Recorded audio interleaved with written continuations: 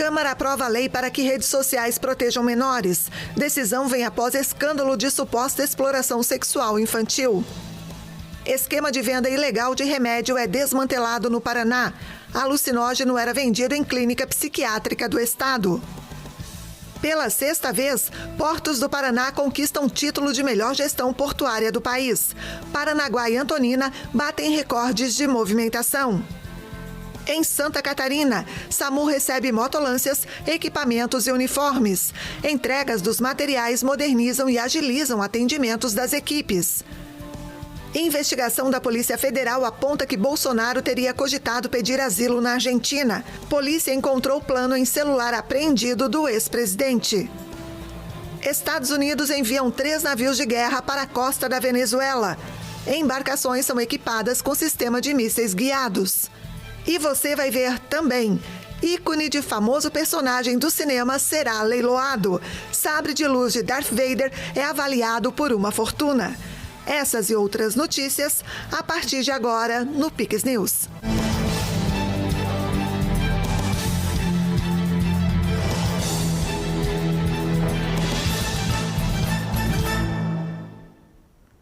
Olá, sejam todos bem-vindos ao Pix News desta quinta-feira, 21 de agosto. Agora no horário de Brasília, 8h03.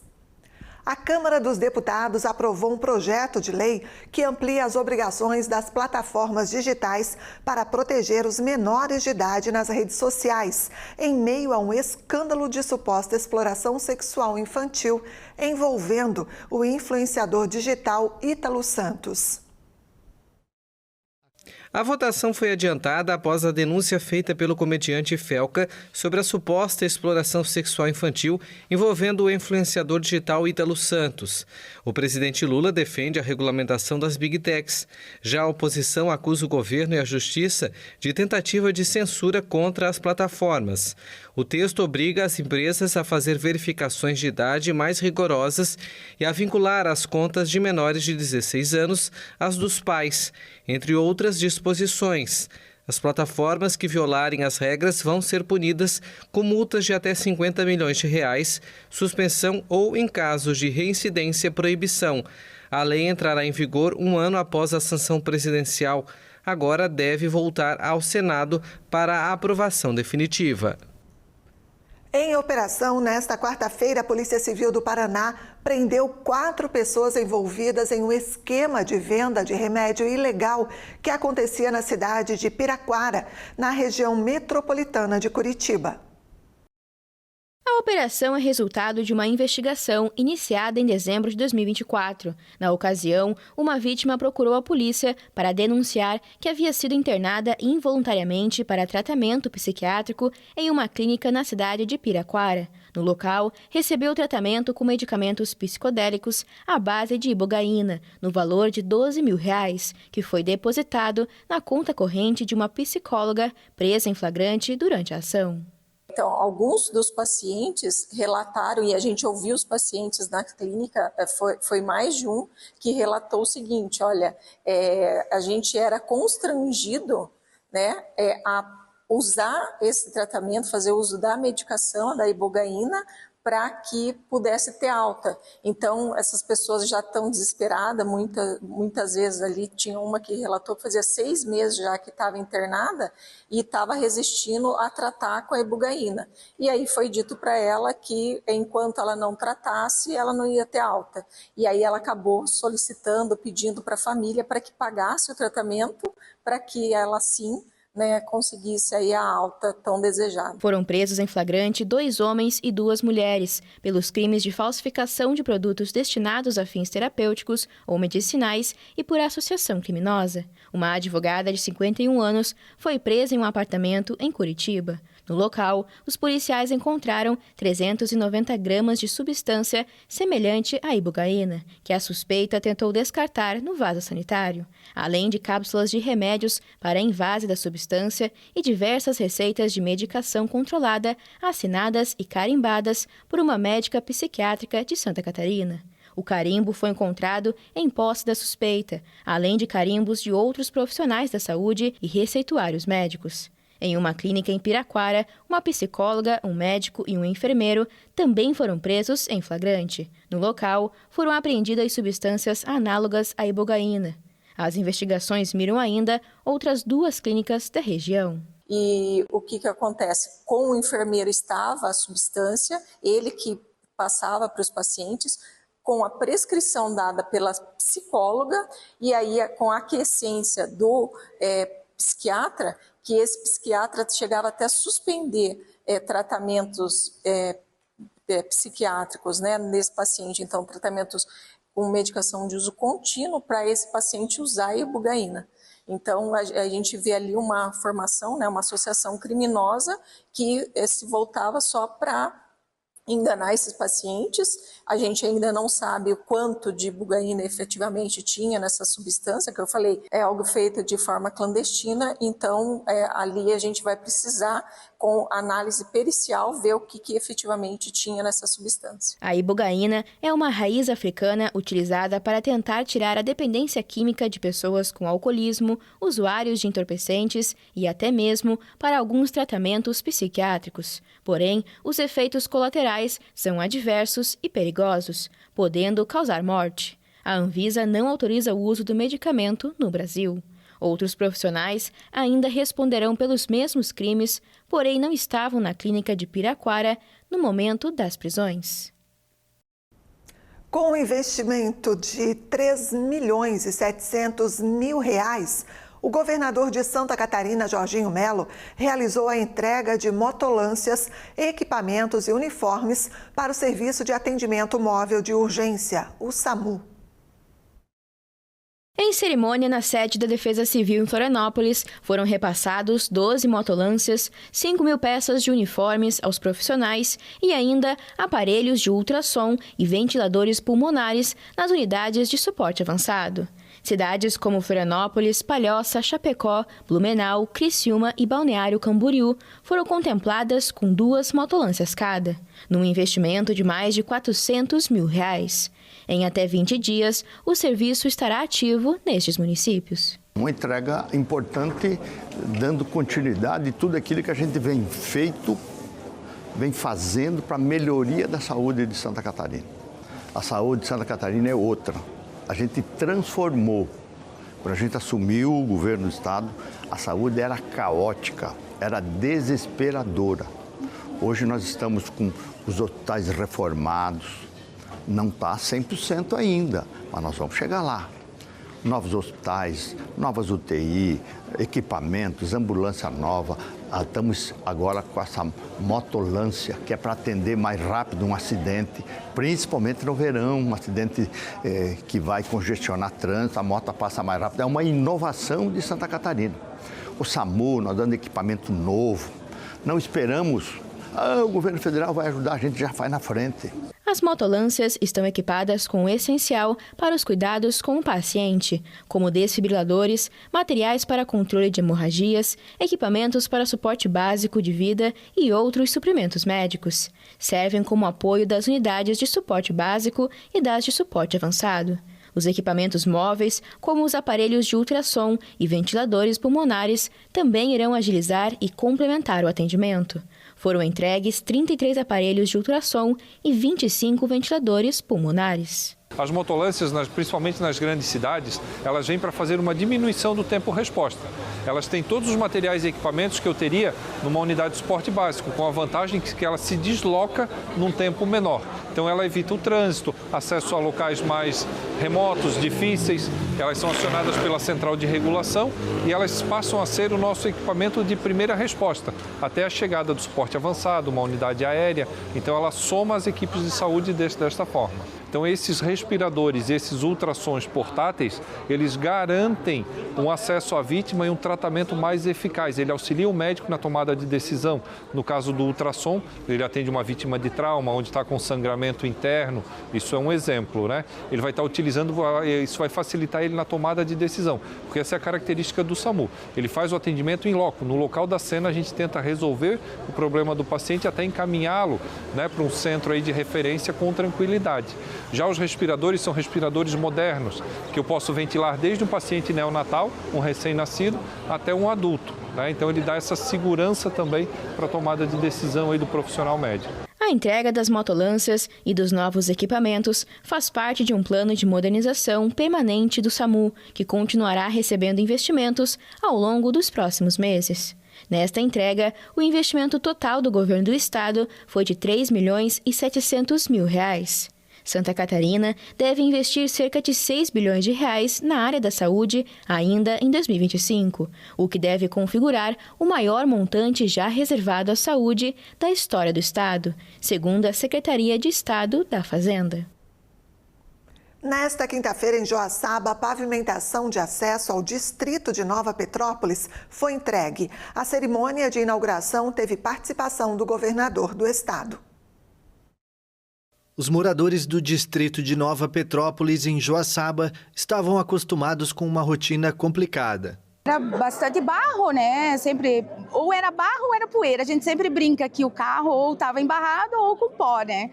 Porque não tinha, apesar da prefeitura dar toda uma estrutura, né? Nos últimos anos, assim, sempre era barro, pó, buraco, né? A pavimentação era uma promessa antiga. Essa comunidade é uma comunidade tradicional muito importante, esperava o término da pavimentação, que foi começado há mais de 12 anos atrás, né, há muitos e muitos anos. Eu acho que esse é o exemplo daquilo que vai acontecer no Estrada Boa Rural.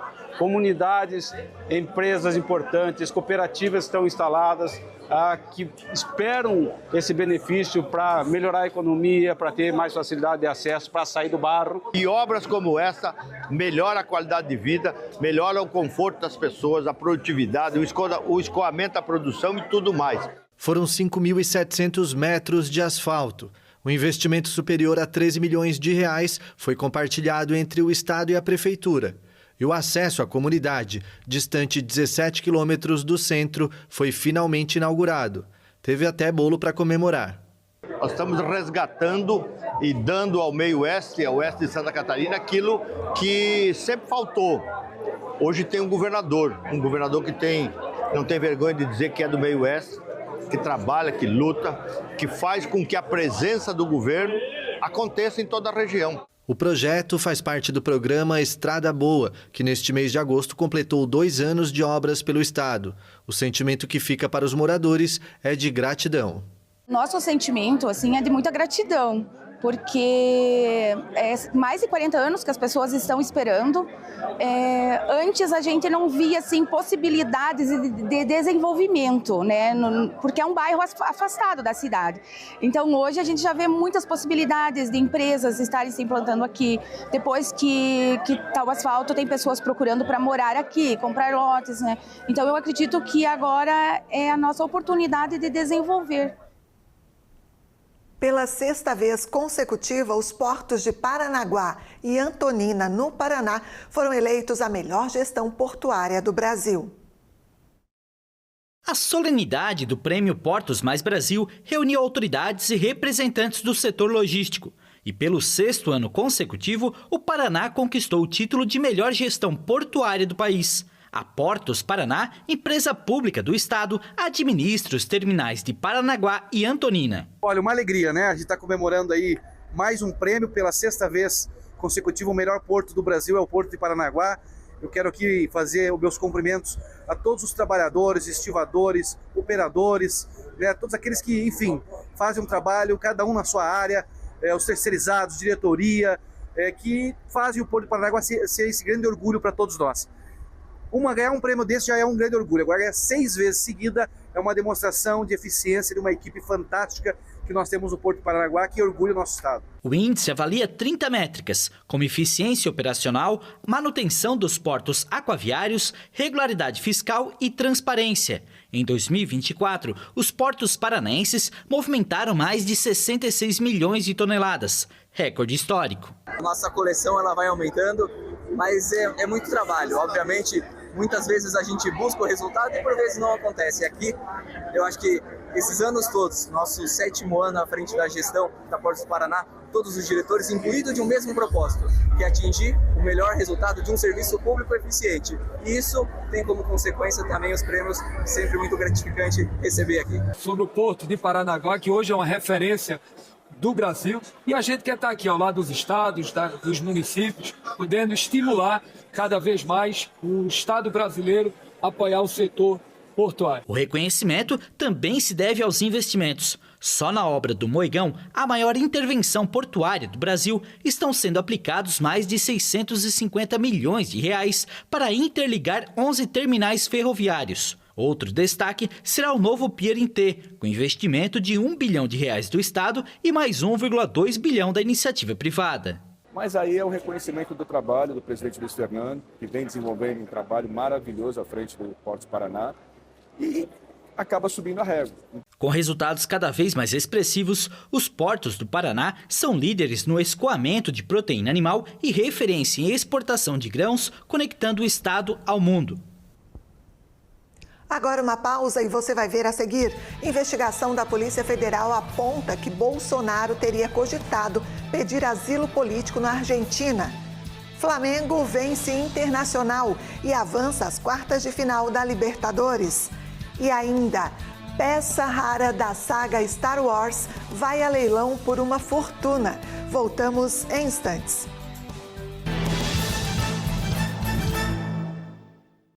Aqui no interior a estrada tem que ser boa. E se for com buraco, credo, a gente perde um tempão. Por isso a gente tá feliz com o novo programa do Estado em parceria com as prefeituras. O Estrada Boa Rural. O programa vai arrumar dezenas de estradas rurais em toda Santa Catarina. Agora meu pai vai levar a produção bem rápida na cidade. E vai sobrar mais tempo para eu tomar chimarrão e comer a minha cuca. Estrada Boa Rural. Governo de Santa Catarina. Com o aumento da temperatura e das chuvas, aumenta também o risco de desastres. Se estiver no litoral, na serra, em uma região próxima a rios, cachoeiras ou com histórico de enchentes e alagamentos, antes que aconteça, se informe sobre um local seguro para o caso de uma emergência. Respeite os alertas da Defesa Civil. A prevenção pode salvar você ou alguém que esteja em situação de risco. Todo mundo pode ajudar a salvar uma vida. O que é Garopaba? É luz, é verão, é esporte, é música, é tainha, é tempero, é história, é encanto, é tradição, é cultura, é pra criança, é pra família. Garopaba é a Garopaba. Venha viver de perto. A saúde em Santa Catarina acaba de alcançar uma marca histórica. 1 milhão de cirurgias realizadas. O sucesso da saúde catarinense é uma realidade. É claro que precisamos melhorar muito ainda e vem mais por aí.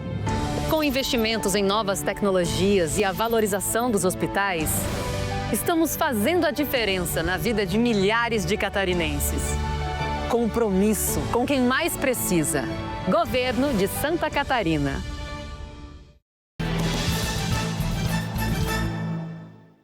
De volta com o Pix News, agora 8h20.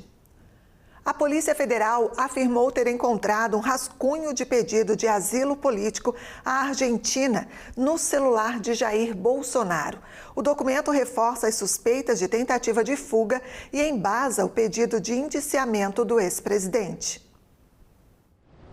No celular do militar da reserva foi encontrado um documento de 33 páginas consistente com um rascunho de pedido de asilo político ao presidente argentino Javier Milei, em que alegava uma perseguição política no Brasil. O arquivo é datado de poucos dias depois de a PF ter iniciado uma investigação por golpismo em fevereiro de 2024. O relatório recomendou acusar o ex-presidente, assim como o filho Eduardo Bolsonaro, por uma suposta tentativa de obstruir um processo judicial contra ele. O Supremo Tribunal Federal considerou que o documento encontrado mostra um risco comprovado de fuga do acusado, segundo uma resolução assinada nesta quarta-feira pelo ministro Alexandre de Moraes, na qual solicitou à defesa de Bolsonaro apresentar explicações em 48 horas. Além do ex-presidente, a polícia também recomendou acusar por coação contra a justiça Eduardo Bolsonaro, que há meses vem conduzindo uma campanha nos Estados Unidos para que o governo de Donald Trump interceda a favor do pai. A recomendação também abrange o pastor evangélico Silas Malafaia e Paulo Figueiredo, neto do último presidente da ditadura militar, João Figueiredo, ambos próximos a Bolsonaro. O STF decidirá entre 2 e 12 de setembro sobre a inocência ou culpabilidade de Bolsonaro em um julgamento por uma suposta tentativa de golpe de Estado em 2022, para impedir a posse do presidente Lula. Caso seja considerado culpado, ele poderá enfrentar até 40 anos de prisão. O ex-presidente se declara inocente e afirma ser um perseguido. O presidente americano Donald Trump mandou 3 navios de guerra para a costa da Venezuela. As embarcações são equipadas com um sistema de mísseis guiados e estão navegando rumo ao trecho do Mar do Caribe, que fica próximo ao país liderado por Nicolás Maduro. De acordo com uma fonte familiarizada com a operação, a justificativa é a intenção de intensificar o combate ao tráfico de drogas. O destacamento ocorreu depois de o governo de Trump aumentar para 50 milhões de dólares, quase 274 milhões de reais, a recompensa por informação que leve à prisão do presidente venezuelano. Nicolás Maduro é acusado pela justiça americana de supostos vínculos com o narcotráfico. Segundo a fonte, os 3 navios equipados com sistema de mísseis guiados Aegis estão se dirigindo para águas do Mar do Caribe, próximas à Venezuela. A imprensa americana informou que o governo também planejava enviar cerca de 4.000 fuzileiros navais. Questionada sobre a possibilidade de destacar militares para a Venezuela, a Casa Branca disse na terça-feira que Donald Trump usaria todos os meios para deter o narcotráfico. Na segunda-feira, Nicolás Maduro anunciou que mobilizaria 4,5 milhões de milicianos em resposta às ameaças de Washington. Membros da Patrulha de Fronteira dos Estados Unidos e policiais do México realizaram uma operação conjunta de vigilância para detectar possíveis migrantes irregulares. As chamadas Operações Espelho são realizadas há 4 anos em diferentes pontos da fronteira, de 3.100 quilômetros, para combater o tráfico de pessoas, drogas e armas. Essas operações foram realizadas até agora durante 46 meses de gestão, 202 operações, o que também implica o resgate de mais de 1.500 pessoas que estavam em situação de mobilidade e de risco. Como podemos ver aqui, o clima, as condições geográficas do deserto tornam a região uma opção muito ruim para atravessar, que não vale a pena arriscar. As operações se intensificaram desde o regresso ao poder do presidente americano Donald Trump, que declarou guerra à migração irregular e ao tráfico de fentanil. A operação visa impedir o fluxo ilegal que entra nos Estados Unidos. Na verdade, neste momento, como sabem, as estatísticas mostram que o número de imigrantes que entraram ilegalmente já diminuiu muito, caindo 95%. Cada um em seu respectivo território. Os agentes percorreram em caminhonetes e um helicóptero um trecho do muro fronteiriço que separa a cidade mexicana de Ciudad Juárez das cidades americanas de Sunland Park e Santa Teresa. A União Europeia detalhou nesta quinta-feira o acordo feito com os Estados Unidos sobre as tarifas impostas aos produtos exportados para o país. Automóveis e produtos farmacêuticos estarão sujeitos a 15%, mas o mesmo percentual não foi alcançado para bebidas alcoólicas. A informação é de um comunicado conjunto publicado nesta quinta-feira pela União Europeia e o governo de Donald Trump. A tarifa reduzida não inclui vinhos e bebidas alcoólicas. As tarifas sobre o vinho, destilados e cerveja foram um dos interesses ofensivos muito importantes na União Europeia. Infelizmente, não conseguimos incluir este setor e esta categoria entre os setores que continuariam no nível NMF. A coletiva de imprensa apresentou os detalhes do acordo comercial alcançado entre a União Europeia e o governo Trump no final de julho, mas as negociações vão continuar. Após meses de intensas negociações, Bruxelas e Washington selaram um acordo comercial baseado em tarifas aduaneiras de 15% para os produtos europeus que chegam aos Estados Unidos. Esta taxa é muito maior que a vigente antes do retorno do presidente americano ao poder, em torno de 4,8%, mas é menor do que a que o bilionário republicano ameaçou impor ao velho continente em caso de não acordo. Além das tarifas impostas aos produtos europeus, a União Europeia se comprometeu a investir 750 bilhões de dólares, ou mais de 4 trilhões de reais, em energia, e 600 bilhões de dólares, ou quase 3 trilhões e 300 bilhões de reais adicionais nos Estados Unidos.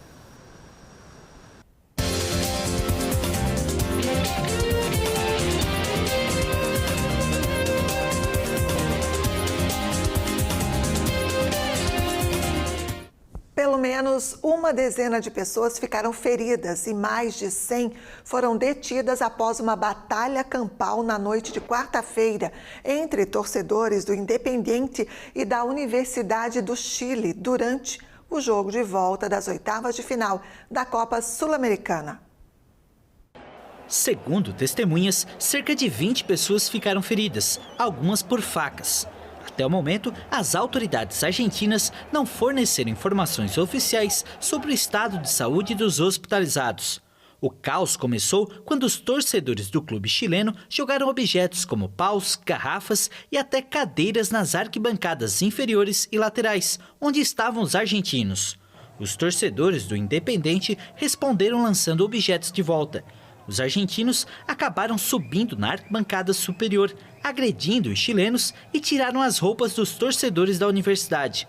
O jogo, que estava empatado por 1-1, foi suspenso temporariamente aos 48 minutos e depois cancelado pela Conmebol, que garantiu que o resultado final e as possíveis sanções contra as equipes serão determinadas por sua unidade disciplinar. Pelo menos 650 policiais e agentes de segurança privada foram designados para a operação de segurança. Testemunhas relataram que os agentes demoraram a entrar na arquibancada, onde ocorreram os primeiros incidentes.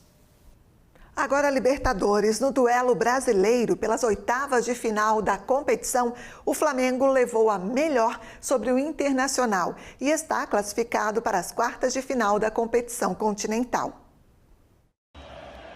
Após a derrota no Maracanã por 1-0, o Internacional tinha a seu favor o fator casa. Com mais de 43 mil torcedores do Beira-Rio, a chegada dos jogadores foi recebida com uma bela festa. A animação seguiu dentro do estádio, mas tanta celebração acabou atrapalhando o próprio time. Uma chuva de papel picado atrasou o jogo em 21 minutos. Os atletas precisaram se aquecer novamente. O clima, que era de caldeirão no Beira-Rio, deu uma esfriada com o imprevisto. E o Flamengo soube aproveitar. O ritmo de jogo não foi o que a torcida colorada esperava. Nos minutos iniciais, o Inter até tentou se lançar ao ataque. Mas com o passar do tempo, o Flamengo foi dominando a partida. Ainda no primeiro tempo, Arrascaeta consagrou quem vinha jogando melhor. Samuel Lino finalizou. Rocher rebateu. Plata, de cabeça, deixou a bola na medida para o camisa 10 fazer 1-0. Na etapa final, o Inter continuou apagado. Roger Machado colocou Borré, Carboneiro e Vitinho na tentativa de dar uma sacudida na equipe. Mas o Colorado permaneceu sem criatividade, deixando muitos espaços para contra-ataques perigosos do Flamengo. Em 2 oportunidades, a rede chegou a balançar, mas o VAR anulou por impedimento. O único susto foi uma bola na trave de Borré, quase sem querer. Pouco depois, Pedro, que havia acabado de entrar, marcou o segundo do Mengão, em um lance de puro oportunismo. Uma classificação tranquila do Flamengo. Bom, foi um grandíssimo jogo, um jogo muito completo, um jogo onde teve uma aplicação tática muito grande, por parte dos meus jogadores, um sacrifício muito grande para neutralizar as armas do Inter. Vejo que os atletas colocaram o limite das suas capacidades e que não foi suficiente, mesmo com o nosso torcedor fazendo uma festa linda desde a chegada do estádio. Nos faltou capacidade para conseguir superar a adversidade de um adversário muito qualificado. E que foi melhor, que nesse momento é melhor que o Internacional. O Estudiantes será o adversário do Flamengo nas quartas de final. Os argentinos eliminaram o Cerro Porteño do Paraguai com a vitória por 1-0 e um empate em 0-0. Ainda pela Libertadores, o Botafogo entrou em campo às 7h de hoje contra a LDU no Equador. Neste momento, a partida está em 2-0. Com este resultado, o time carioca está sendo eliminado. Já o Palmeiras enfrenta logo mais às 9h30 a equipe do Universitário do Peru. O Verdão venceu a primeira partida por 4-0. 3 milhões de dólares, cerca de 16 milhões e 500 mil reais. Esse é o valor que pode chegar uma peça rara da saga Star Wars em um leilão que vai ocorrer em setembro. Para quem gosta de filmes, diversos itens de colecionador serão vendidos. Um leilão para os amantes da sétima arte abrirem o bolso. O icônico sabre de luz de Darth Vader, uma espada futurista que foi vista em cenas lendárias dos filmes O Império Contra-Ataca e O Retorno de Jedi da saga Star Wars, está exposta em Londres. A peça vai ser leiloada em Los Angeles no início de setembro. Objeto de desejo de milhões de fãs pelo mundo, o item vai sair caro para quem quiser levá-lo para casa. Como se trata de um leilão, não sabemos exatamente por quanto será vendido até o dia do leilão. Teremos certeza em 4 de setembro, mas a estimativa é de 1 milhão a 3 milhões de dólares. Em libras esterlinas, entre 750 mil a 2 milhões. Não sabemos exatamente por quanto será vendido. Essa estimativa se baseia em itens comparáveis e outras peças de Star Wars de alto padrão que foram vendidas no passado. O modelo que está à venda foi utilizado nos combates dos 2 filmes do começo dos anos 1980, após ter sido conservado por 40 anos por um colecionador americano. Os especialistas autenticaram o objeto comparando marcas e arranhões com os visíveis nos longas, clássicos da ficção científica. Mesmo para quem não gosta tanto do mundo criado por George Lucas e Steven Spielberg, o leilão promete ser imperdível. Entre as diversas peças que serão vendidas estão o chicote, o cinto e o coldre usados por Harrison Ford em Indiana Jones e a Última Cruzada, de 1989. Um dos itens mais antigos no leilão é a roupa usada pela atriz Jane Fonda em Barbarella, de 1968. Não faltam raridades. Essa claquete em forma de dentes foi usada no filme O Tubarão, de 1975. São peças preciosas para todos os gostos. O difícil vai ser abocanhar uma delas. Bem difícil, mas não impossível. O Pix News fica por aqui. Nossas reportagens e a íntegra da edição você pode rever no Pix News HD. Curte e compartilhe os nossos conteúdos por lá. Mais notícias também no pixtv.com.br. Fique agora com o CinePix e a gente se encontra amanhã. Até lá! Pix TV, conectando você ao melhor conteúdo todo dia.